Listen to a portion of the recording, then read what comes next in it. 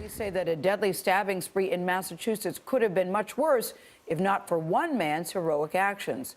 2 victims were killed in this rampage. At least 5 others were attacked. An off-duty sheriff's deputy shot and killed the attacker. The motive for the stabbings remains unclear today. It started at a home and then ended inside a shopping mall. Anna Warner's outside that mall in Taunton, south of Boston. Anna, good morning. Good morning, Gail. As you said, this is one of 2 crime scenes here in Taunton. Now, police are keeping us back, but if you look, you might be able to see the plywood covering the entrance to that Macy's. That is where police say 28-year-old Arthur DeRosa crashed his car, then walked in and started attacking people. That was after he attacked several people at a scene 3 miles from here. When it was over, police say he and 2 others were dead. Reported an off-duty police officer shot somebody over at Bertucci's. A deadly stabbing spree ended in gunfire inside this Bertucci's restaurant in Taunton. Police say an off-duty deputy sheriff fired 1 shot, killing the suspect, Arthur DeRosa, before he killed anyone else. There was a pregnant lady who came out and she was holding her stomach.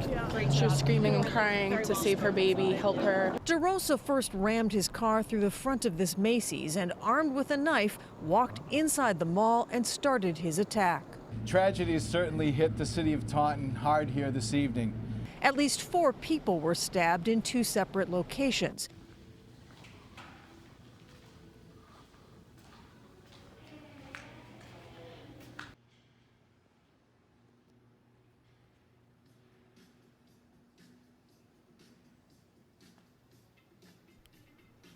Hi everyone, Anthony here with Ace's Adventures, and welcome back to another episode. Today we are in Massachusetts once again, and we are at the City Galleria. So as per usual, just going to talk about this mall and the rather interesting history as you've seen in the opening news clip. I always kind of struggle with whether or not I should include those types of things in these videos. I know that they're not graphic per se, but they are kind of, it's pretty terrible things that happen, but I just feel like those are important to include in the videos because they are, in my opinion, one of several factors that can hurt a mall's reputation.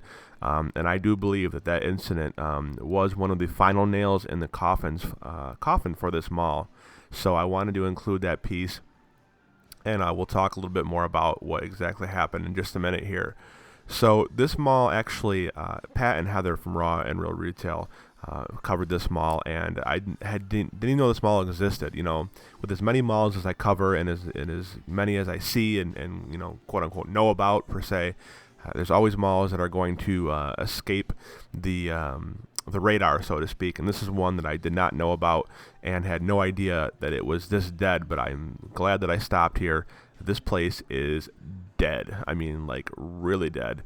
One of the wings of this mall is just basically completely abandoned, and the food court area on the other side was the most active portion of the mall.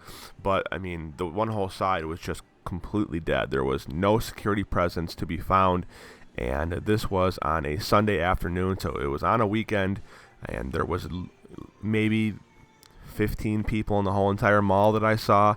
So this mall is definitely hurting majorly and is on a sharp decline. So, and the mall is actually not even that old.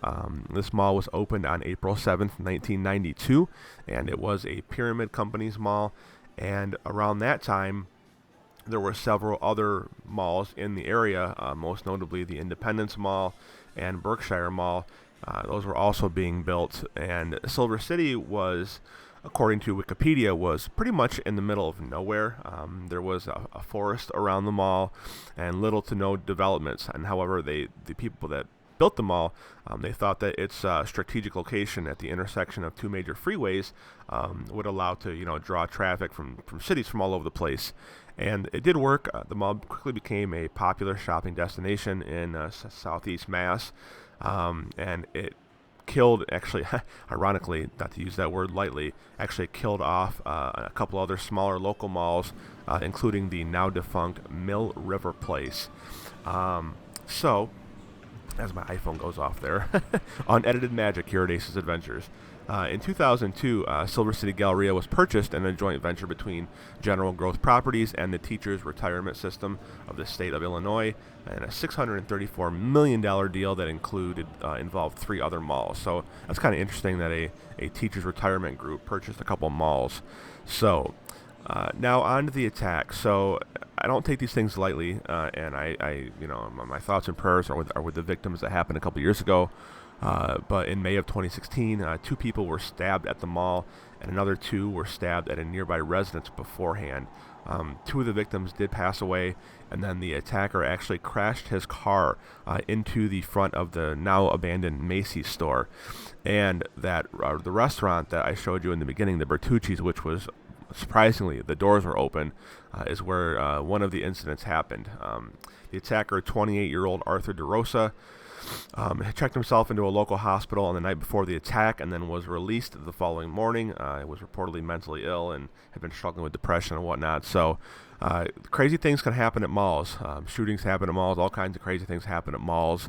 And unfortunately, I would say that even though reports have told me that this mall has been on decline since like 2008-ish, that definitely does not help traffic when you have something like that happen. And I would be willing to go on a limb and say that was one of, as I mentioned earlier, the final nails in the coffin for this place.